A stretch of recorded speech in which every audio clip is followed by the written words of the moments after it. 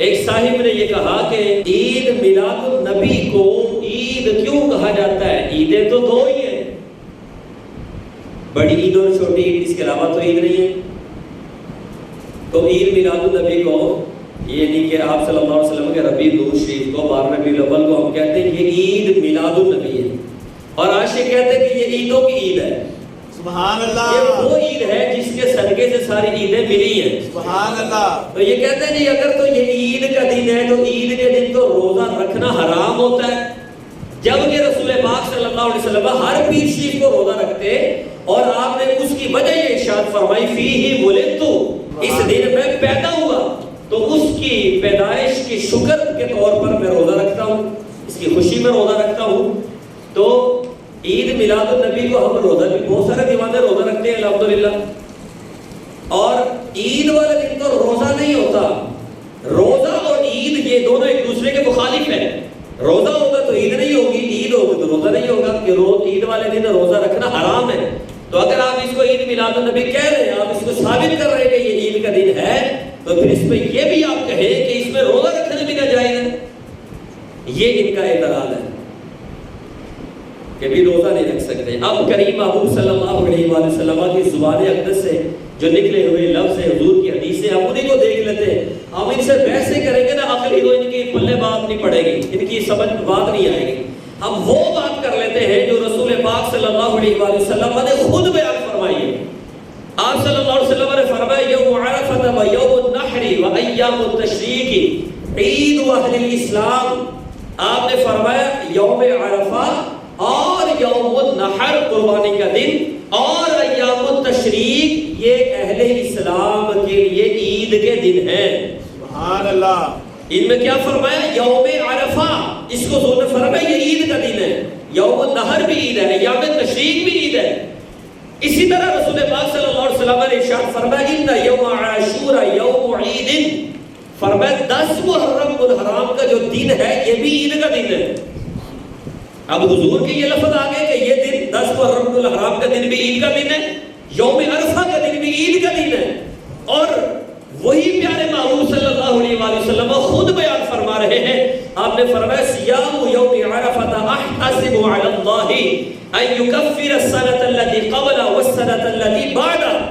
آپ نے فرمایا میں اللہ سے یہ امید رکھتا ہوں، میرا یہ گمان ہے کہ اگر کوئی شخص یوم عرفہ کا روزہ رکھے تو اس کی برکت سے اللہ تعالیٰ اس کے 1 سال کے گزشتہ گناہ بھی معاف فرما دے گا، اور آنے والے 1 سال کے گناہ بھی معاف فرما دے گا۔ سبحان اللہ۔ اب یہی یوم عرفہ تھا جس کو حضور نے خود فرمایا کہ یہ عید کا دن ہے، اور خود ہی حضور فرما رہے کہ اس میں اگر روزہ رکھو گے تو اس کی بڑی برکتیں 1 سال پہلے کے اور 1 سال بعد کے گناہ اللہ معاف فرما دیتا ہے۔ اب ہم کیا کہیں گے کہ حضور اسی دن کو عید بھی قرار دے رہے ہیں اور اسی دن ہی روزہ رکھنے کا بھی حکم دے رہے ہیں، تو عید والے دن روزہ کیسے ہو سکتے ہیں؟ تو حضور خود بیان فرما رہے ہیں۔ اسی طرح یوم عاشورہ کے لیے بھی حضور نے فرمایا ان یوم عاشورہ یوم عید، یوم عاشورہ یعنی 10 محرم الحرام کا جو دن ہے یہ عید کا دن ہے، اور اس کے بارے میں رسول پاک صلی اللہ علیہ وسلم کی حدیث ہے۔ آپ نے فرمایا وصیام عاشورہ احتسب علی اللہ ان یکفر السنۃ التي قبل۔ آپ نے فرمایا کہ یوم عاشورہ کا جو روزہ ہے، جو روزہ رکھنے والا ہے، میں اللہ سے یہ امید کرتا ہوں کہ جو اس دن روزہ رکھے گا اس کے 1 سال کے گزشتہ گناہ معاف ہو جائیں گے۔ سبحان اللہ۔ اب یوم عاشورہ کو سرکار فرما رہے ہیں کہ اس دن روزہ رکھے تو بڑی فضیلت ہے، اور ساتھ یہی فرما رہے ہیں کہ یہ عید کا دن بھی ہے۔ اب ان لوگوں کے لیے یہ جواب تھا جو یہ کہتے ہیں کہ 12 ربیع الاول کو روزہ بھی رکھ رہے اور عید کا دن بھی کہہ رہے ہیں۔ ہم کہتے ہیں 10 محرم کو بھی حضور نے فرمایا کہ اس کے روزے کی بڑی فضیلت ہے، اور اس دن کو بھی حضور نے عید کا دن قرار دیا۔ یوم عرفہ کو بھی رسول اللہ صلی اللہ علیہ وسلم نے فرمایا 1 سال پہلے اور 1 سال بعد کے گناہ اللہ معاف فرما دے گا، میں اللہ سے یہ گمان رکھتا ہوں، اور اسی دن کو حضور نے فرمایا کہ یہ عید کا بھی دن ہے۔ تو اس سے پتہ چلا کہ وہ جو 2 عیدیں ہیں ان کے بارے میں نص ہے، حضور نے ان کے بارے میں فرمایا کہ ان 2 دنوں میں روزہ نہیں ہے۔ بڑی عید میں بھی روزہ نہیں رکھ سکتے، چھوٹی عید میں بھی روزہ نہیں رکھ سکتے۔ اس کے علاوہ جو عید کے دن ہیں جیسے جمعہ المبارک کا دن ہے، حضور صلی اللہ علیہ وسلم نے فرمایا ان ھذا یوم عید جعلہ اللہ للمسلمین، فرمایا یہ عید کا دن ہے جو اللہ تعالیٰ نے مسلمانوں کے لیے بنایا ہے۔ اب کوئی فتویٰ دے گا کہ جمعے والے دن روزہ رکھنا حرام ہے؟ کون فتویٰ دے گا؟ کوئی بھی نہیں دے گا. جمعے والے دن روزہ رکھنا بالکل جائز ہے. تو جمعے والے دن روزہ یہ خود بھی رکھ رہے ہوتے ہیں، حالانکہ حضور نے جمعے والے دن کو بھی عید کا دن قرار دیا ہے. تو یہ جو اس طرح کی باتیں کر رہے ہوتے ہیں اور عوام کو بہکار رہے ہوتے ہیں، لو جی یہ عید کا دن ہے تو عید والے دن روزہ نہیں ہوتا ہے، عید کیوں ثابت کر رہے ہیں؟ تو ان کو پتہ نہیں عید کہتے کسے. عید یعنی لغت کے اعتبار سے عید کسے کہا جاتا ہے؟ مصباح اللغات جو بڑی لغت کی کتاب ہے، آپ بڑے لغت کی کتابیں کہ عید کہتے کسے؟ عید لغوی اعتبار سے وہ دن ہے جس دن کوئی کسی صاحب فضل یا بڑے واقعے کی یادگار ہو. کوئی بڑا واقعہ ہو گیا، اس کی یادگار ہے، کوئی صاحب فضل کی یاد ہے، اس دن کو عید کہا جاتا ہے لغوی اعتبار سے. یہی وجہ ہے نا، آپ قرآن پڑھیں نا، حضرت سیدنا عیسیٰ روح اللہ علیہ السلام نے اللہ کی بارگاہ میں کیا دعا مانگی تھی؟ سورہ مائدہ پڑھیں.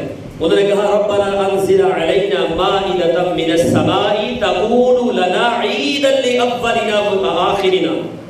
کہا یا اللہ ہم سے آسمان پر دسترخوان اتار دے، کیونکہ اب آسمان سے مائدہ اترنا ہے، آسمان سے دسترخوان اترنا ہے، تو یقیناً یہ ایک بہت بڑی بات ہے. تو پھر آپ نے خود قرآن میں لفظ ہے تکون لنا عیدا لاولنا وآخرنا. یا اللہ اس لیے کہ یہ دن ہمارے پہلوں کے لیے اور بعد والوں کے لیے عید کا دن ہو جائے. سبحان اللہ. بتائیے نا، اس سے پتا چلا کہ جب کوئی یادگاری ایسی ہو، اللہ کا انعام ہوا ہو، تو اس دن کو عید کا دن کہہ سکتے ہیں. اس لیے ہم کہتے ہیں کہ رسول پاک صلی اللہ علیہ وسلم سے بڑے صاحب فضل تو ہے کوئی نہیں، حضور سے بڑی نعمت اللہ کی ہے کوئی نہیں، سرکار ہے تو سارا کچھ ہے. تو حضور صلی اللہ علیہ وآلہ وسلم کی آمد یقیناً بہت بڑی یادگار ہے، اللہ تعالیٰ کا بہت بڑا انعام ہے، بہت بڑا خوشی کا دن ہے. اس لیے ہم کہتے ہیں کہ یہ عیدوں کی عید ہے، یہ وہ عید ہے جس کے صدقے اللہ نے دوسری عید عطا فرمائی. سبحان اللہ. اس لیے کہا جاتا ہے کہ یہ عید میلاد النبی ہے. لہذا جو لوگ یہ کہہ رہے ہیں کہ یہ روزہ رکھنا حرام ہوتا ہے عید کو، وہ ان حضور کی حدیثوں کا جواب دیں، اور قیامت تک انشاءاللہ تعالیٰ اس کا جواب ان کے پاس نہیں ہوگا.